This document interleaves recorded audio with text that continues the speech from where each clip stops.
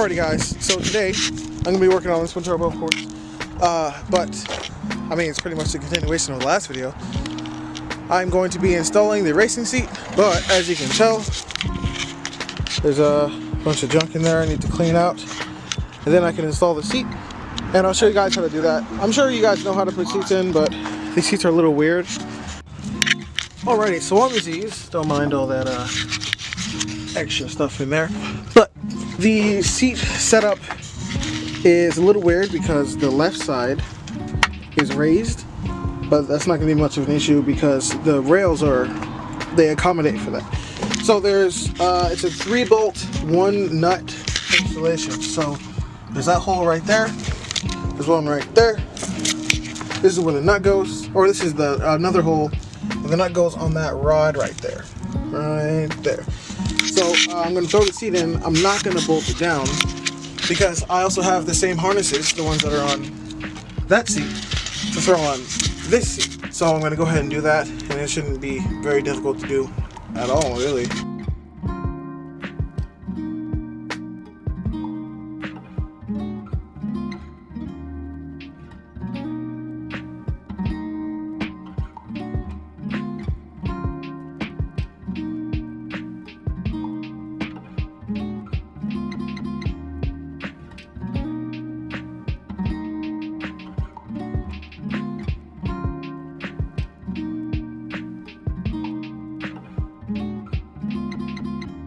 I got the harness and the seat in. It looks pretty good, but I haven't bolted anything up, and that's because I just read the instruction manual for the harnesses, which is kind of wild. And the manual says to use a stock seatbelt mounting points. Now, on my driver's side, I did not use the stock seatbelt mounting points. At the time of the installation of the driver's seat, the guy who made my wing mount, that big old curvy thing right there, he was going to make me a harness bar, but you know, he got busy, he has kids and the whole life and whatnot. I'm not too worried about it. I was going to use a harness bar he was going to make for me, but I decided to use the seat mounting points, and it worked out pretty good. I haven't died, but I'm actually going to use the seatbelt stock mounting points for the passenger seat. And if it looks alright and it doesn't look too janky, I might just use that, but it really all just depends on, you know, how it goes.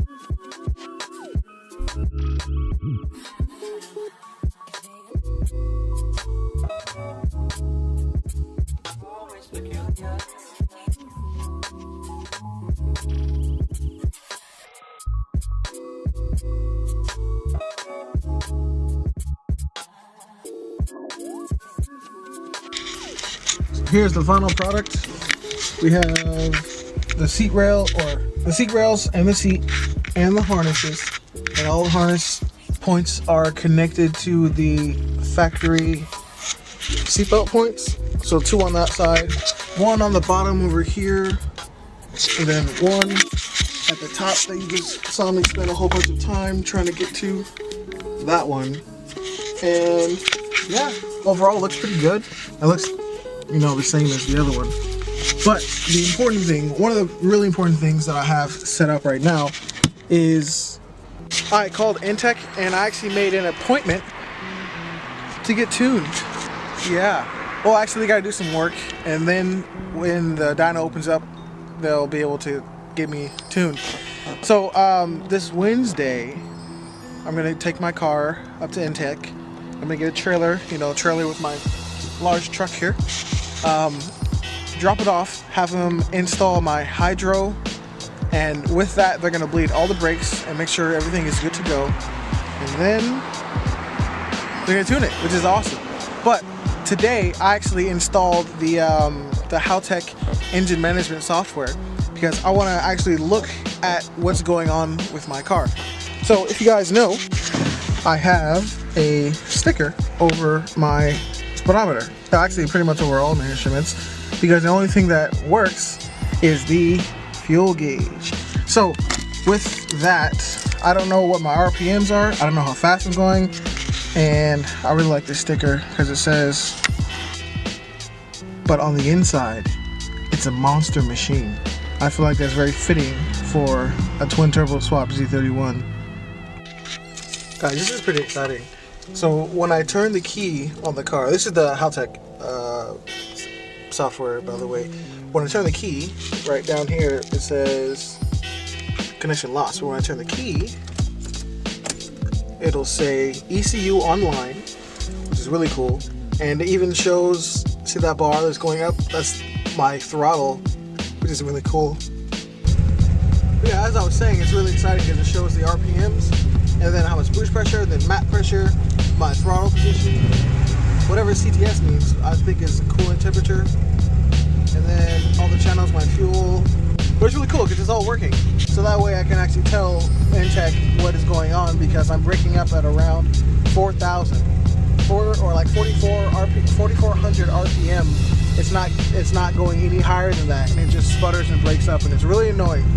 But that's okay, because the tuner will be able to fix that, hopefully.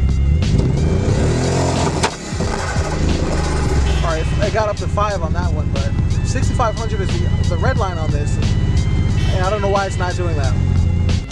I think there might be a rev limiter on there, or it might be running in like safe mode, just because it's not tuned, which is a good fail safe, so I don't blow the car out before it gets tuned.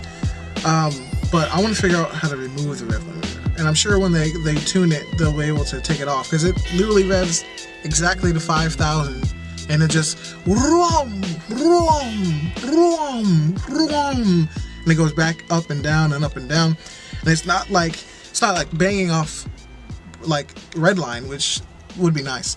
But I think there might be like a safe mode on this, base map, this base tune, so you don't blow it up. So when I take it to Intech and have them tune it, I don't think it's going to be very much of a problem for them to fix it. But that's enough with the laptop stuff. I'm not actually a tuner, and I don't want to blow the car up.